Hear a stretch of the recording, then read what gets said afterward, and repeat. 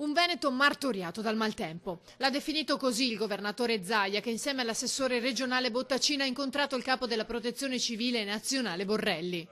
Qui la situazione è particolarmente pesante, lo è stata, speriamo che siamo sulla via della risoluzione delle problematiche, soprattutto le criticità, le preoccupazioni per i corsi d'acqua che potevano esondare, quindi stiamo andando bene e speriamo che presto possa passare questa ondata di maltempo e di piena dei fiumi veneti. Bisogna fare un piano strutturale per la prevenzione, soprattutto pulizia dei fossi, manutenzione del territorio.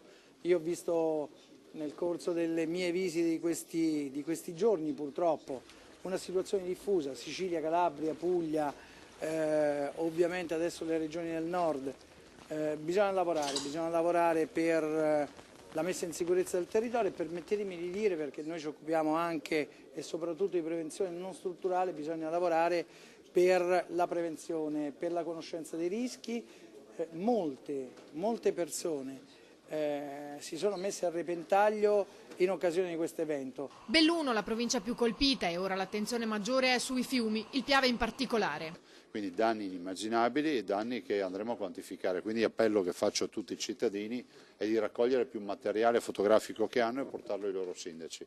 E ovviamente la conta dei danni la si fa, anche se in maniera informale all'inizio, in maniera tale che il sindaco mi porti una pratica poi che abbia un conto comunale. Tutti i fiumi principali sono monitorati fin dalle prime ore perché ovviamente sapevamo che l'evento era particolarmente intenso, quindi c'è stato lo spiegamento delle forze sia regionali che della protezione civile e quindi tutti i fiumi vengono costantemente monitorati perché l'evento e i colmi di piena ancora non sono totalmente transitati. L'esperienza del 2010 è servita al Veneto, che si è attivato per realizzare opere in questi anni. Abbiamo capito come bisogna fare però, abbiamo capito che le previsioni sono fondamentali.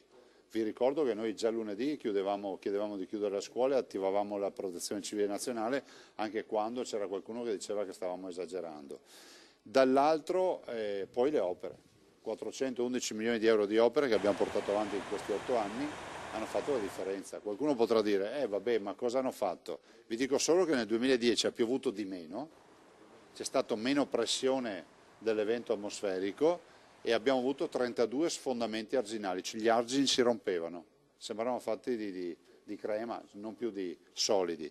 E in questa invece ondata di maltempo, più pioggia, più pressione dell'evento atmosferico, nessuna rottura arginale, gli argini hanno tenuto perché? Perché li abbiamo tutti rinforzati. Cosa ci si deve aspettare nelle prossime ore e poi anche nei prossimi giorni?